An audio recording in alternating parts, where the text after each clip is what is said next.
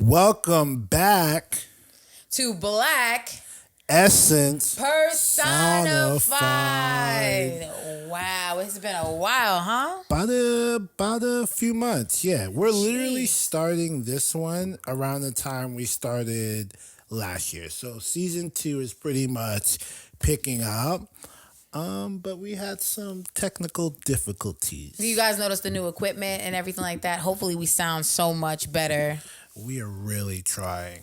And let's keep it real, though, because we actually did come up with quite a few episodes, but we had the technology problem. It just way too much happening in the background. But you know what? We wanted to make it perfect for you. Yeah, we really did lose a lot of episodes because the audio didn't sound good. And I tried to do some stuff that was less cordless, but the quality sucked. So, For lack of a better way of saying it. but I feel good about what we're doing today. So, All right, it sounds good. So let's get started with like our first thing. How are you feeling? Let us know, Pharaoh. So let's call it a check-in. Okay. All right? A lot has happened for me. I can easily say a lot has happened for me. My grandmother recently passed. And she was staying with us, and that was a real big emotional hit. Like, I don't even think I'm recovered or whatever you are after you lose someone who meant as much as my grandma meant for me. So I definitely have been, standing back from life and just reevaluating.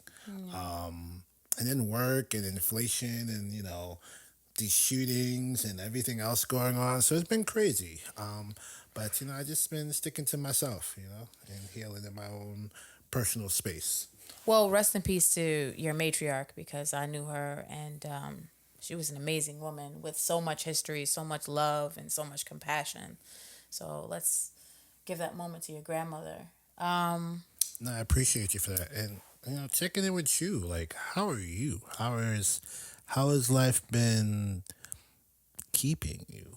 Honestly, it's right at this point. I kind of feel like it's like a weight on my chest. The past two shootings have really added an extra layer to not only just my job, but also like just really looking back at my life and saying like a lot of what ifs. My anxiety is through the roof. And I know we often talk about anxiety all the time, so I'm so glad that we can be transparent. It's just a lot. The shooting that happened at Tops Grocery, oh my gosh, like just the 10 victims, looking at their pictures. I went to a few vigils and I realized that like social media at this point is just getting too much.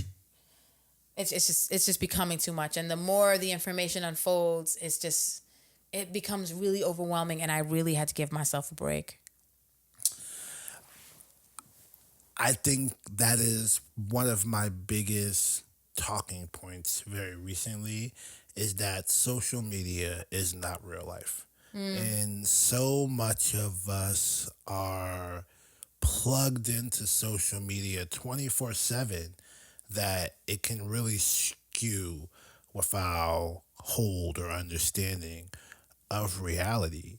The shootings almost live on perpetually when you're online to the point where it's unescapable. You literally have to log off or be engrossed in it. It's Yeah. like no Yeah. middle ground. Absolutely. Which I'm sorry that this is such a low topic, but when we really tried to figure out what we could talk about today, we could only focus on the fact of how many lives were lost in the name of school shootings. And then what could we do about it? So it really came down to that. So get ready. Trigger warning for anybody that does not want to hear about the shooting. If you want to forward it, or if you're not ready to hear it, that's fine. Maybe put it like on the side and for a later visit. That's okay too. But like be conscious and aware of your body and how you're feeling, and start from there. Like, are you actually ready to talk about it? And if you are, you can take that next step with us today.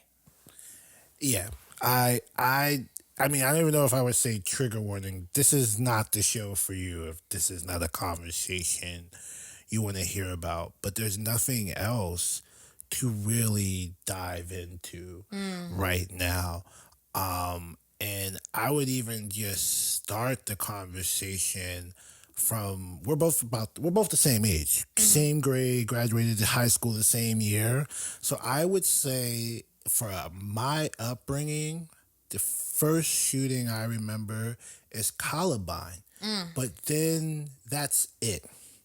There are no other shootings while I'm a high schooler that make the news, become a big deal, that force us to have the conversation again. For kids who are 14, 15, 16 now, that's not the same life they're being It's not given. the same narrative at all. They're no, they've had 30, 40, 50, almost 100 shootings they personally are aware of in just the last 4 years. Yes. That is a completely different upbringing than the one I had. And that's for me where I would like to start the conversation. Columbine is our one, and how we interpreted that. Okay, so the Columbine shooting was actually April 20th, 1999.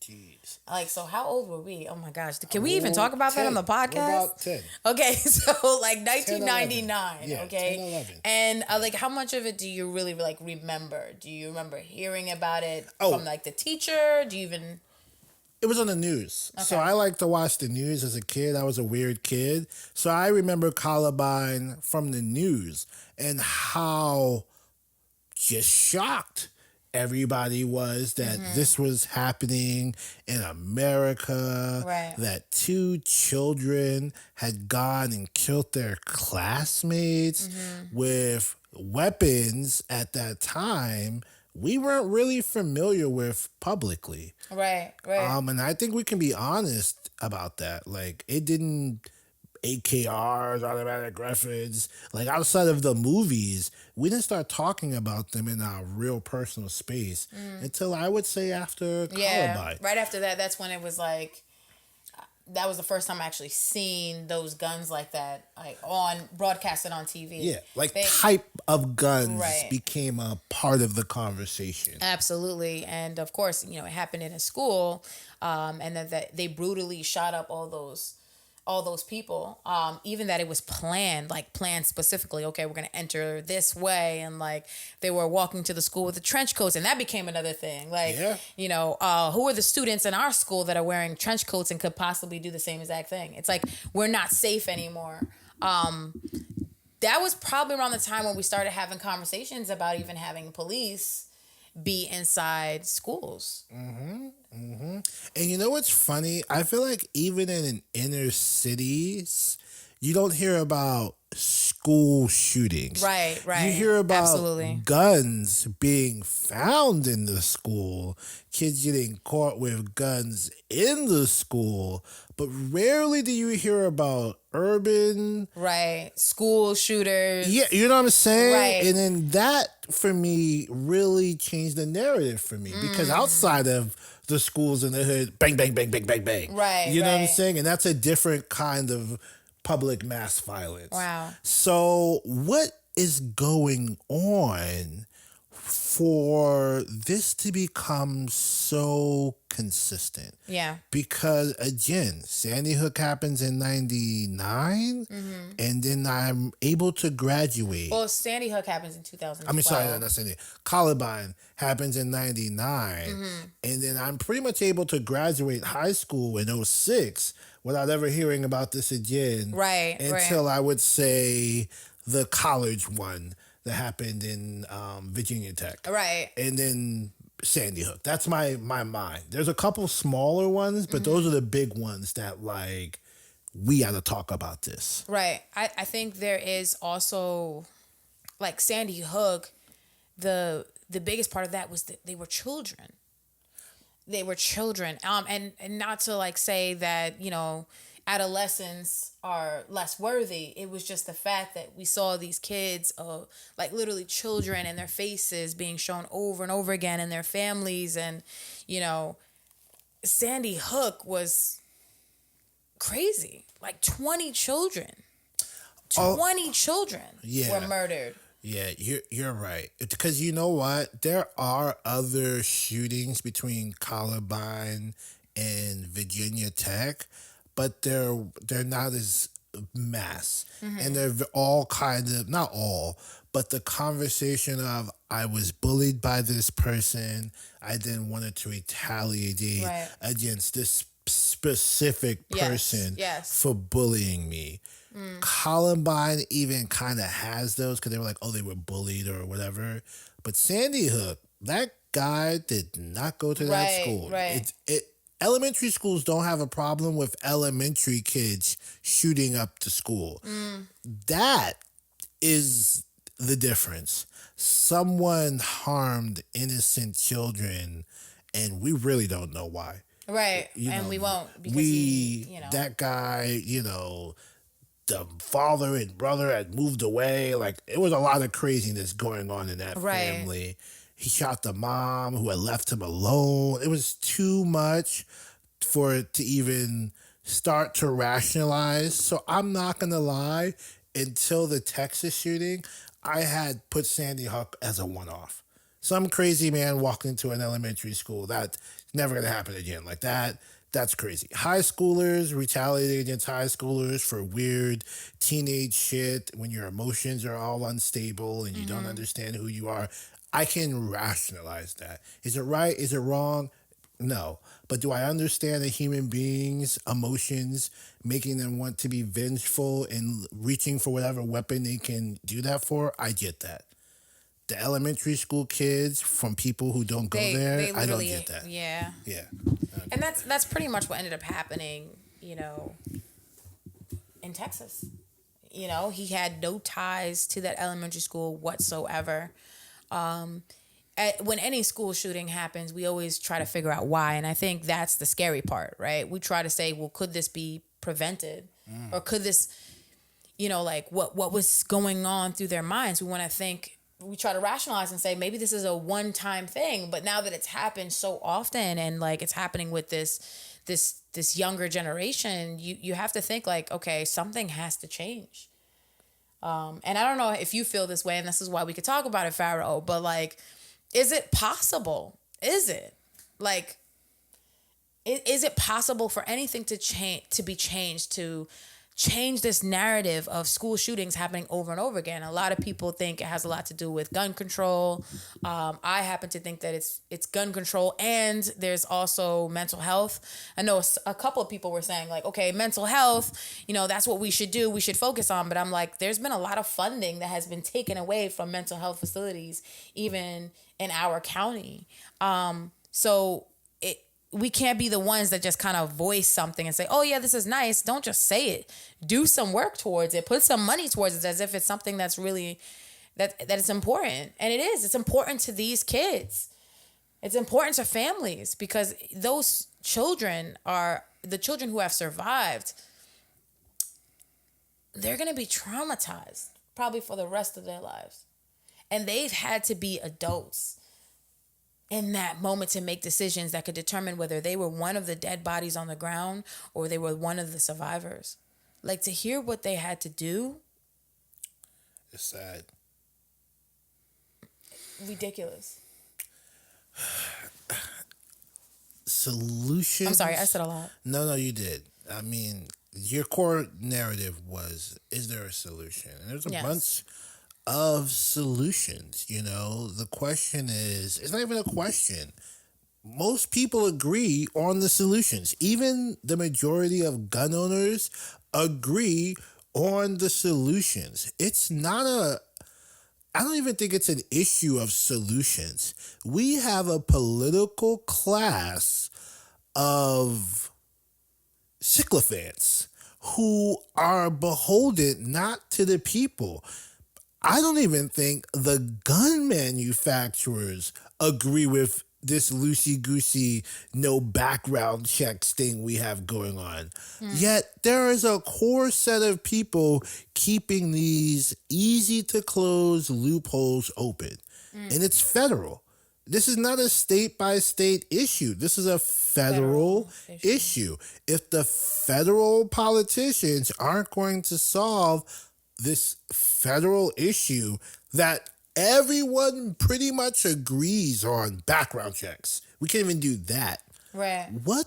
I don't know. It's not even about solutions. It's, do you have an avenue to implement the solutions? Right now, no. Right. People will storm the Capitol over losing an election, but do nothing as the politicians pretty much allow open season on American children.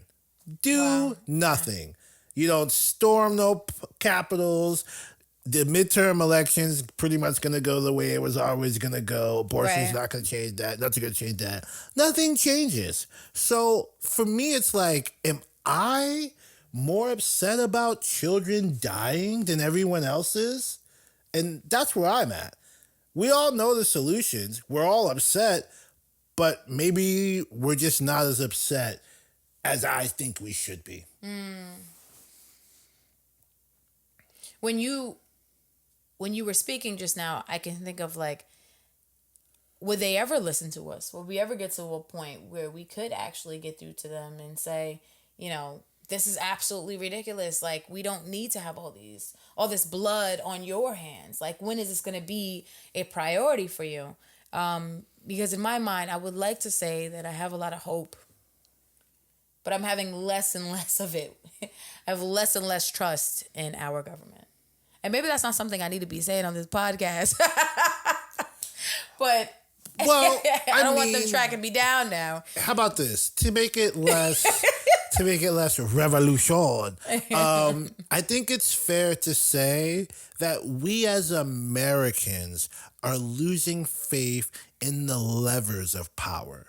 They no longer seem to move fast enough to solve our issues. Inflation's going out of control. You guys aren't doing shit. We have a bunch of goods backed up at the border. Nobody's doing shit about it. Right. You know, we just ended a war.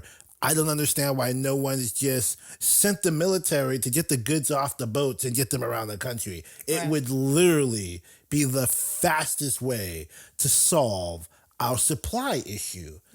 Doing nothing.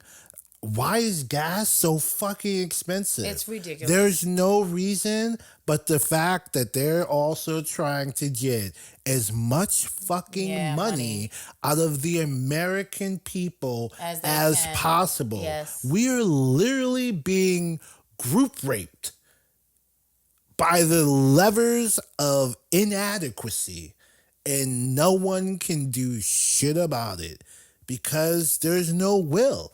People are hella comfortable on their phones, distracted by entertainment. All republics fall the same way. By a whole bunch of lies. Yes. You can't have it both ways. You can't be comfortable and think things are going to stay comfortable. You have to be proactive about keeping things comfortable. And we as Americans, as a group, are not. We are arguing with each other about stupid shit while we're being group raped by the levers of power. There's no other way to say it. There are things we shouldn't be arguing about. They have nothing to do with our stability or day-to-day quality of life, but they eat up all the airtime. Right. I just, I think people have different priorities, though. We have to be open. I don't want to say we have to be open to it, but like, it's natural for somebody to find something to be a national crisis, but others not believe that that's the national crisis. It's kind of like the idea that we all have our own opinions and we all have our own lives. But I hear what you're saying too. It's like those things are petty compared to what's really going on. Like people can't feed themselves right now. Right, but housing is people are so behind on rent Right. and mortgages that at the rate we're going, you're going to be having a homeless crisis on top Well, of it's already a happening. food crisis. Yeah. And you want to talk to me about, I don't know, abortion rights, gender rights. People are about to be homeless and starving. Those two Yeah, but those topics, have never been a priority in this country. really, the flaw. Those should be Taking the care of two people in poverty priorities has never been a priority of in this government. country. Yes, but at the rate we're going, we're going to have a problem. Recession, depression, you name it. One of them is coming. Yeah. I don't know which one. That I can particularly agree with. I don't I'm know not which one saying you that we getting. don't have any issues, but what I'm saying is we can't also expect something that has never changed to all of a sudden happen, right? Well, like, that's not true. Government's done this before. These Are problems. we talking about like throwback?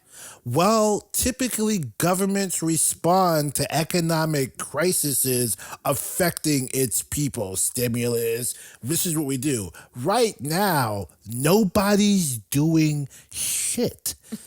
That's my problem. You mean like government officials? Like Congress, the president aren't doing shit about inflation, nor are they doing shit about the supply and demand issue that we have. They're not doing anything. You know, at the beginning of the pandemic, they were doing stuff. Oh, we gotta get cash. We gotta get money into people's pockets. Government was active. Nobody's at all addressing any problem. Like Do you think it has a lot to do with the next election?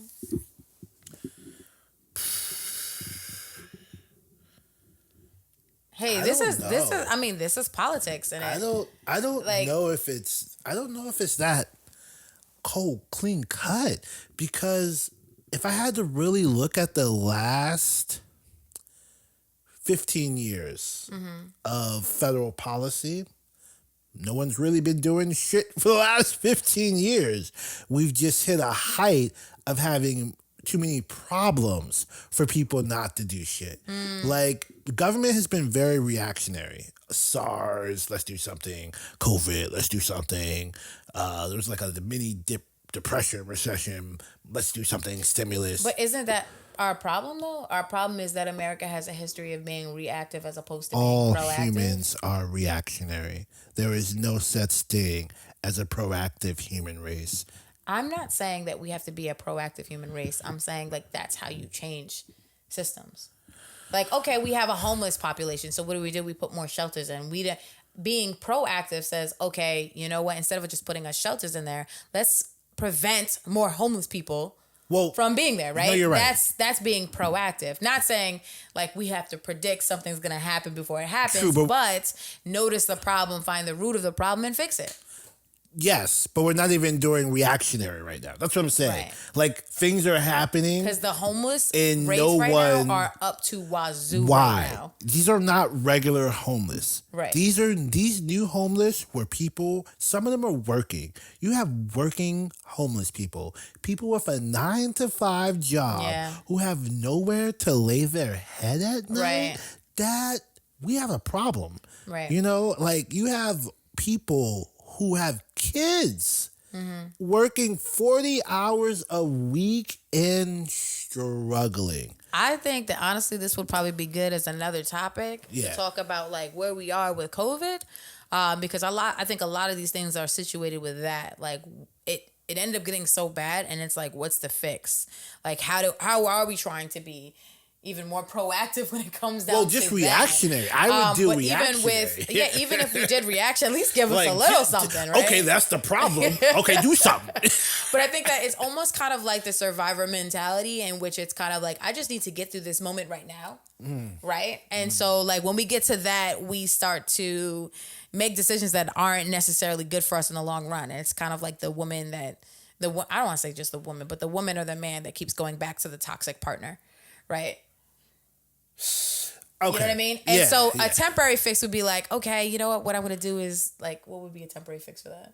For Maybe what? that's a bad example. For what? The Yeah, toxic like relationship? the toxic Leave? relationship. I mean, I don't know if there's fixes for that. Yeah, but you could say that, okay, fine then, to get over this toxic relationship, We're you'd gonna be go like, to okay, therapy. you know what? I'm going to sit in my room, I'm going to be in the dark and, address this and eventually I'll get over it. But the long lasting terms of that, of like recovering from a toxic relationship would be like, okay, how did I get there in the first place? Government has what I to mean? do government stuff. That's the end of the story. The government is not You see doing. you see how he does me? It's You like see how he does me? I hear what you're saying, but the problem is the government is just not. But the government doing has anything. a government can't be a government without the people. It is Okay, what it is. but- So they need to take care of those people. And we're agreeing as far as Yes. the homeless population and all those things that have happened. But part of also taking care of their people is also making sure that shootings are not happening the way that they're happening and address it head on. And even with being having a reaction to it, is it right now it's the wrong one.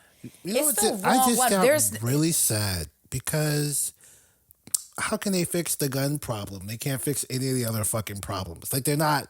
Like we're literally asking for solutions to a problem when we have a long laundry list of motherfucking problems Yeah. that no one is working on.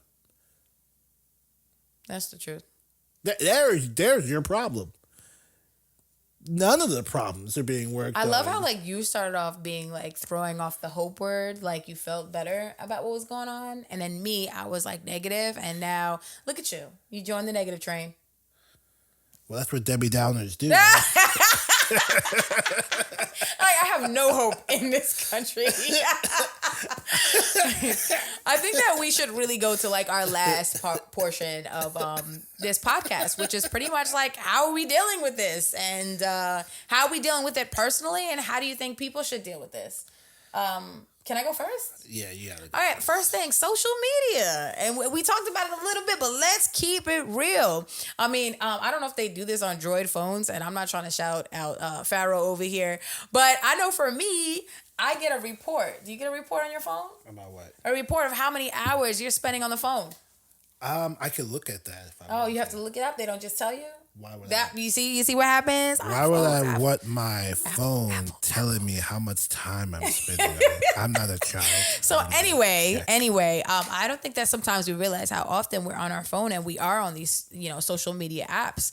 And sometimes it can be a little overwhelming. So I know last week when I started to feel really overwhelmed, actually not for the last 2 weeks, I've been monitoring how much time I'm spending on social media. And we are grown ass people. Like, I'm not telling you, oh yeah, you need to go ahead and only have 3 hours a day. I'm not saying that. You're going to do whatever the hell you want to do. But I know for me, having breaks from social media to really just kind of like embrace life and be in the present moment really has been helpful for me to just kind of like really reflect on like, why am I feeling the way that I'm feeling? Or is there anything that I could do right now in this moment to make me feel better? Did you want to say something about social media? Yeah, stay off of it. Oh, so Everyone- I said limited. honestly, He said stay off of it. Honestly, I have been doing this thing where, with the exception of maybe posting memes, which I try to do maybe twice a week now, I'm not on my social media. At most, it's in the middle of the day at work when I don't want to be at work. But I've actually started to read news articles on Flipbook, which is an app I have that I've been using more. I've been trying to get away from Facebook and Instagram. This not real. Twitter I was never really on, but Twitter's not real life. And like one of the things I hate politically is one side seems to think Twitter is life. Working people are not on Twitter. People who have 9-to-5s and kids, they're not on Twitter. So if you're getting your political opinion or your heat taste of the culture, Twitter is giving you the wrong answer. And we about to learn that, Oh, Twitter in itself was supposed to be all about the tweets, but you're feeling this one moment. It was never supposed to be a credible source. I would even argue that maybe human beings weren't meant to know Know what? The truth? what we were all thinking so intimately, so quickly. I think we need to go back to faking it.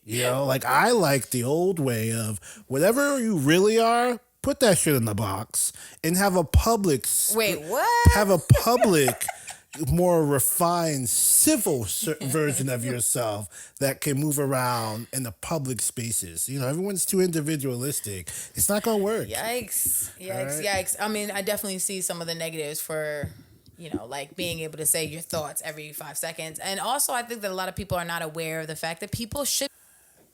So another thing you could do is therapy. You know, Shout out to therapy.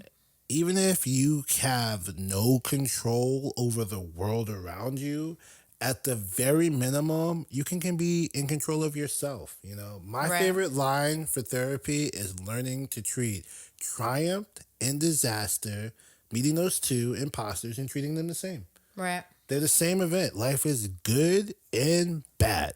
It's not all of either thing. And I feel like sometimes, or for me anyway, you can get caught up in the analytics of events. Yeah. Like, oh, why did this happen to me? And don't let two or three events that don't go your way happen back to back because now I'm fucking cursed. And, you know, and Right. these are just not healthy thoughts, but they're natural thoughts that'll happen to anybody. And therapy really helps you work it out. Absolutely. I, we advocate for therapy all the time, but we also don't want to minimize the fact that some people may not be able to afford therapy at this point. I know plenty of people right now that I've mentioned therapy for, and their insurance doesn't cover therapy, or they don't have the money to cover therapy. So I would say for right now, don't keep it bottled inside. If you have a friend to talk to, that's okay to talk to them. Just remember that that friend cannot be your therapist. Like, you can't say like, every Tuesday I'm gonna call you at 4 o'clock so that I can vent a little bit. It sounds really nice. You can vent to a friend, but remember, it's very difficult for a friend to be unbiased to really help you recover from the other things that might be going on in your life. But yeah, like, so far, therapy and limiting or completely taking away social media for a little bit and just centering yourself, these things could help you. Another thing that I like to add is just like doing certain things that you know you love to do that bring peace to your heart, peace to your soul.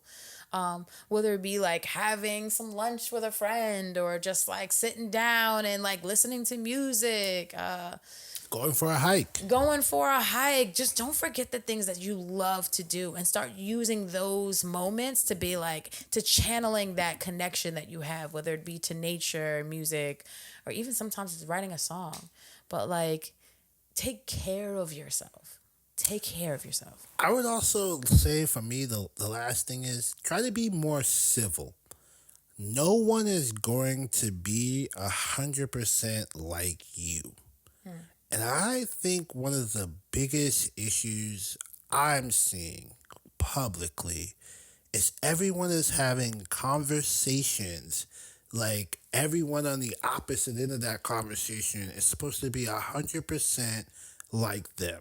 And that's just not realistic. Yes, I yes. tell people all the time, I'm not going to agree with any of your beliefs, but that has nothing to do with how I'm going to treat you as a fellow human being. Right, And right. I don't know how to best encapsulate that philosophy. No, I don't want to get into any of your doctrines or silly notions, but we can still hang out. Silly notions. Like, what? We can still hang out Right. because there's way more to you as a person than your beliefs, and I genuinely accept that now, Right. as a part of life. I'm reading and listening to all these deep philosophers, and I'm realizing that we're putting way too much value in our beliefs. Absolutely.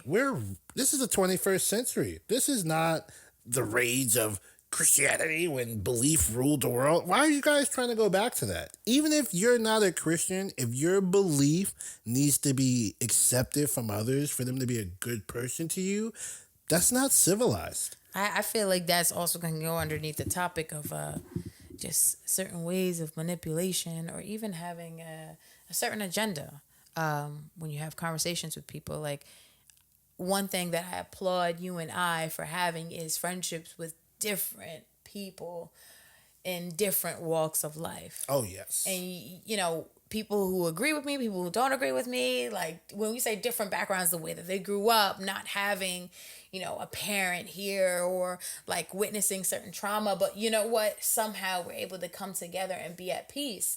And that's simply because we do accept people as they are.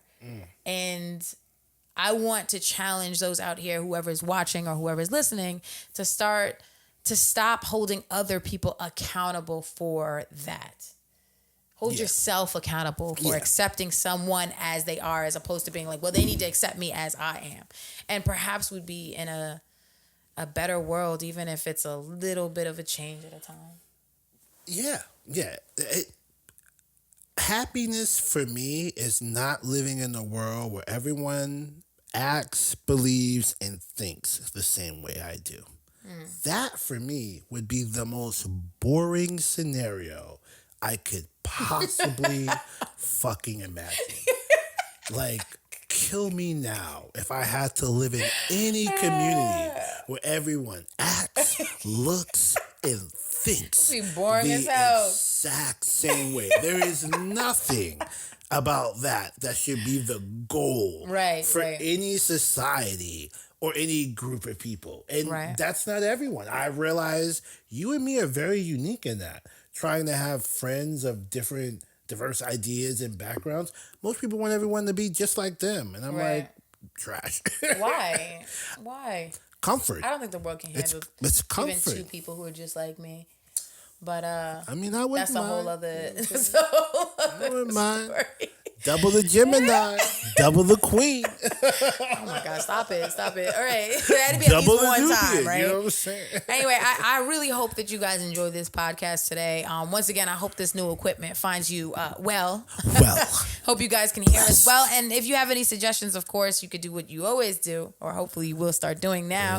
It just add some comments, like the video, share the video, and maybe you're having trouble starting the conversation about the school shootings, or maybe you're having trouble talking about therapy. By all means, share these videos. Black Essence, Personified, we got you.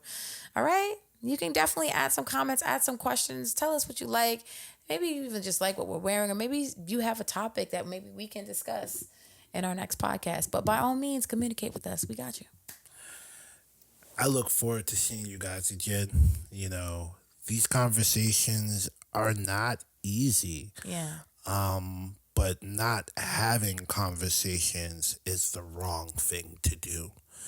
Our freedoms, our growth, our community is only going to improve if we're having open, honest, reasonable, rational conversation. And you're coming to those conversations with I don't have to get everything I want. I'm just looking for people to meet me halfway. That's the start, I'm going to work harder on that. I encourage you to be better people, I feel like that was such a great exit. What do you think? Yeah, you have any affirmations for them? You are strong. You are beautiful. You are amazing. And you're making a difference just by being in the room. Whatever you think you're capable of, you're capable of far greater things. And the only thing in your way is the fact that you believe you can't accomplish those things. So just with a change of your mentality, you could gather all the power you need to be your greatest self. Say power again. Power. All right, see y'all next time. Have a good night. Power. If you trust me.